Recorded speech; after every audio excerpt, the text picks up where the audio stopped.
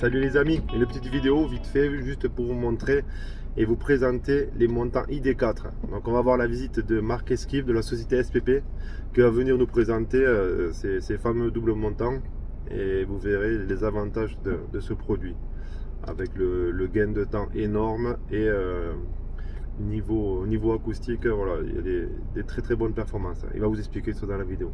A de suite. Bonjour, je m'appelle Marc Esquive, commercial de la société SPP, BAI. Et donc notre spécialité, c'est de fabriquer tout ce qui est rail, montant, ossature pour la plaque de plâtre. Et aujourd'hui, je vais vous présenter avec mon ami Yann, qui est derrière la caméra, ce montant donc double qui évite de fixer deux montants dos à dos pour faire du montage de montant double. Au-delà de ça, il a une autre qualité, c'est que il est télescopique. Donc voilà, replié, ça fait du bruit. Replié comme ça fait c'est deux bouts de 1,60 m. Et quand on le déplie, on peut aller jusqu'à 3 mètres max. Moi, on conseille environ 2,90 m pour être sûr d'avoir la même inertie que deux montants doubles. L'avantage, vous l'avez compris, c'est qu'on n'a plus à mesurer. Tous les 60, à couper, à traiter du déchet une fois qu'on a les bouts de ferraille par terre. Et bien évidemment, ça évite l'assemblage par vissage. Donc tous les 30 cm, là vous n'avez pas d'assemblage à faire, tout est déjà fait. On gagne un temps plutôt monstrueux, on a calculé 50% de temps gagné pour l'ossaturage et sur un ensemble fini entre 25 et 30% de gain de temps. Voilà. Autre avantage bien sûr, qui n'est pas des moindres, c'est que c'est un montage qui permet de faire de l'acoustique. On a 3 dB d'affaiblissement acoustique. Pourquoi? Parce que vous le voyez ici, il y a un effet masse ressort masse, donc le son n'est pas direct, il va falloir qu'il passe par ce filtre. Donc 3 dB, c'est à peu près la moitié du son résilient qui passe à travers une cloison normale. Donc on va se retrouver avec un montage classique avec un affaiblissement de 42 dB, alors que sur un montage normal de tous mes confrères, vous êtes à 39 dB.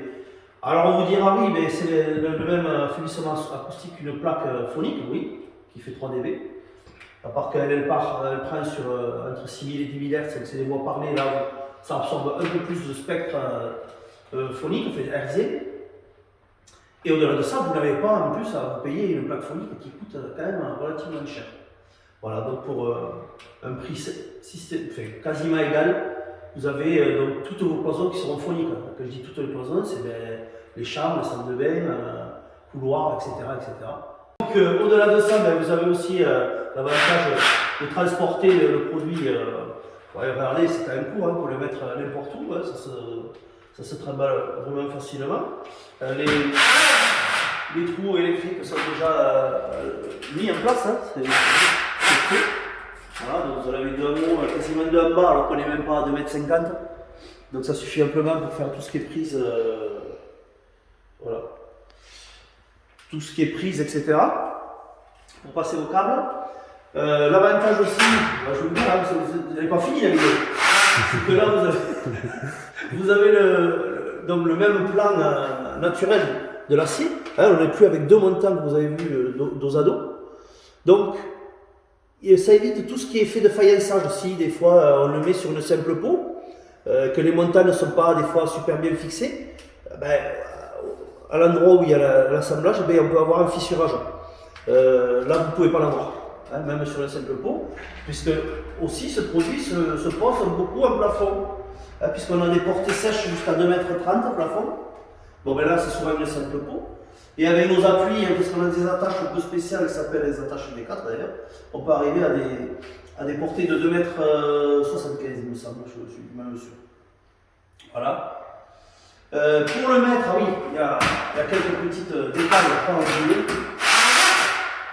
Pour aller plus vite, à la pose, on pince ici les bords qui sont les plus souples pour le rentrer dans le rail plus facilement.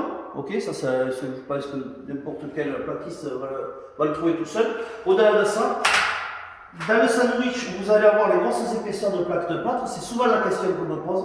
Il se peut Il se peut que si vous avez une vis défectueuse ou qui casse, ça lève la plaque, c'est-à-dire ça perce la première et ça ne va pas percer la seconde.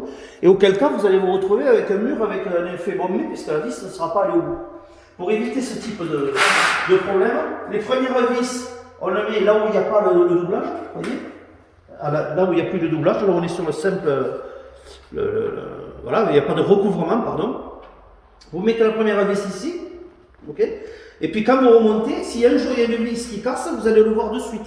Ça va vous faire revenir la plaque vers vous, quand vous changez la vis, vous remettez l'autre vis.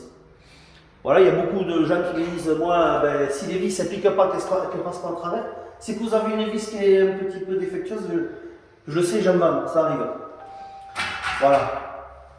Ben, je crois que je vous ai tout dit. Ah oui, à part dire aussi que ben, si vous l'avez en stock, ce produit-là, vous êtes sûr de le réutiliser sur n'importe quel chantier. Si aujourd'hui, par exemple, vous avez du 2,60 et que votre chantier fait 2,62 de hauteur, ben, il faut aller chez, c'est pas grave, hein, mais il faut aller chez votre négoce pour acheter des produits. Là, vous êtes sûr d'arriver sur le chantier, vous avez le produit disponible. Si, sur une hauteur particulière, vous êtes au-delà de 3 mètres, vous êtes sur du 3,20, 3,50 sur un wall, ou une entrée, ou un escalier, comme cette pièce et cette pièce sortent de la même profileuse, ça, et ça c'est exactement la même. Cette pièce et cette pièce c'est la même. Vous pouvez désenclencher une partie comme ça, et la renclencher en haut. Si vous suivez un recouvrement minimum de 30, et les réglementations DTU 2541, vous pouvez le faire. Donc ça évite d'aller pareil chez le négoce, etc. etc. On peut faire les visseries de porte avec une vis de 55. Tac. Là on rentre sur l'huisserie de porte. Et on fait même le sortant avec le rail. D'accord. Voilà. Ah ouais. Deux choses à savoir. Super. Monsieur Cardona. Ben super. Voilà. Impeccable. Merci et Impatient peut-être de une autre fois. Ça marche. À plus. Ciao.